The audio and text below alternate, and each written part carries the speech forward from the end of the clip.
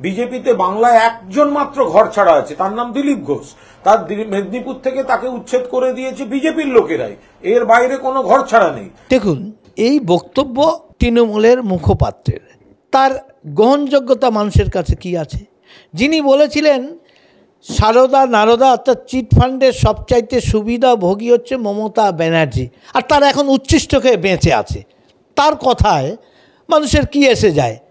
তিনি বলছেন, বলতে দিন না কেন, দলটা তৃণমূল টোটালি চোরের দলে পরিণত হয়েছে। তাই সেই দলের মুখপাত্র যিনি একবেলা এক কথা বলেন, পরের সময় আর এক কথা বলেন, তার কথায় কি বিশ্বাস আছে? অভিষেক বন্দ্যোপাধ্যায় দীর্ঘদিনের রাজনৈতিক সংগ্রাম পেরিয়ে উনি ছুটি নিলেন রীতিমতো। এটা দুটো কারণ। এক, পারিবারিক বিবাদ, তিনি পোস্ট পাননি বলে অভিমানে যেতে পারেন।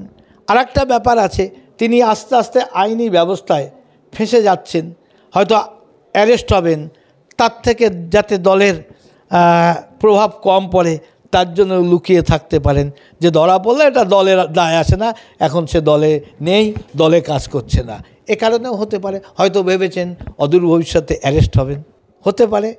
লিপস অ্যান্ড বাউন্স থেকে বিভিন্ন ক্ষেত্রে তিনি ফেঁসে গেছেন, অ্যারেস্ট হবেন, এটাও একটা হতে পারে। আবার মমতা ব্যানার্জিকে সিঁড়ি থেকে ধাক্কা মেরে ফেলে দেওয়া হলো, ডাক্তারবাবু বলে তাকে ধাক্কা দিয়ে ফেলা হয়েছে, পরক্ষণেই তিনি আবার উল্টো বাইট দিলেন। এরকম কোনো দিন দেখেছেন যে ডাক্তারবাবু তিনি বললেন এক কথা, আবার তিনি পাল্টে বলে দিচ্ছেন, অর্থাৎ দলের চাপে ঘুরিয়ে নিচ্ছেন। পারিবারিক দ্বন্দ্ব আছে। অভিষেক ব্যানার্জি ওই বাড়ি থেকে ভাইপোর বাড়িতে পিসির খাবার যেত, এখন ভাইপোর বাড়ি থেকে শোনা যাচ্ছে খাবার দেওয়া হচ্ছে না, নাকি পিসি খেয়ে বিশ্বাস করতে পারছেন না, তার মধ্যে পয়জন থাকতে পারে। এরকম পারিবারিক বিবাদ আমরা শুনেছি লোকমুখে, এর বিশ্বাসযোগ্যতা আমরা জানি না, এটা শোনা যায়। কেউ কেউ বলে, আমাদের অনেকেরই বিশ্বাস তাকে হয়তো মেরে ফেললে তাড়াতাড়ি পদটা পাওয়া যাবে, এটাও হতে পারে। বা পারিবারিক দ্বন্দ্বে ধাক্কা দিয়ে ফেলে দিল, ভয় দেখানো হলো যাতে পদটা দিয়ে দেয়। অন্ধকার ঘরে সাপ মানে সব জায়গাতেই আছে, কোন জায়গায় আছে তো বলা যায় না। তাই যেখানে প্রমাণিত নয় সেটা অনুমান করা যেতে পারে, যে কোনো অপশান হতে পারে। আমি অভিষেককে সাপ বলিনি। দুর্ঘটনার পেছনে কার হাত আছে, কেন হলো, তার কপাল ফাটলো কেন, না মাথা ঘুরে পড়লেন, না ধাক্কা দিয়ে ফেললেন, ডাক্তারের কথা ধাক্কা দিয়ে ফেলা হয়েছে, আবার তিনি পাল্টে দিলেন।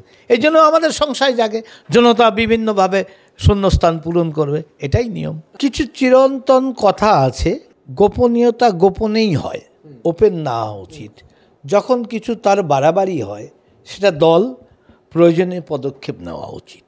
দিলীপ দা তো তার রেজাল্টে সাফল্য দেখিয়েছে, এবং তার যদি মনের কথা কিছু বলে থাকেন সেটা দলের কাছে বলাটা বেশি ভালো। তিনি এটা বলেছেন যে তার এক্সপিরিয়েন্স কম নয়, বিভিন্ন জায়গায় বিভিন্ন মানুষের সঙ্গে মিশেছেন, বিভিন্ন ভাষাভাষী প্রদেশে তিনি থেকেছেন, সব রকম অভিজ্ঞতা তার আছে, তাই তিনি পোর খাওয়া এটাই বোঝাতে চেয়েছেন। এবং সত্যিকারেই তো দিলীপ দা যেহেতু মত প্রকাশ করছেন, যাওয়াটা ঠিক হয়নি আসলে। হ্যাঁ, যদি পরিবর্তন করতেই হতো 6 মাস আগে তাকে বললে সংগঠনটা দেখে তার পক্ষে সঠিক লোককে বেছে নিয়ে দায়িত্ব দিয়ে কাজ করাটা সুবিধা হতো। একদম মানে প্রচার শুরু হয়ে গেছে, বিপক্ষ তারা প্রচারে অনেকটা এগিয়ে গেছে, এমন পর্যায়ে তাকে দেওয়া হয়েছে। এটা একটা খটকা, তো সবাই এটা বুঝেছে, এটা বোধহয় ঠিক হয়নি, এরকম মানসিকতা অনেকেই বলেছে। তা সেই হিসাবে তার বক্তব্য এটা তো আর একেবারে ঝেড়ে ফেলা দেওয়া যায় না।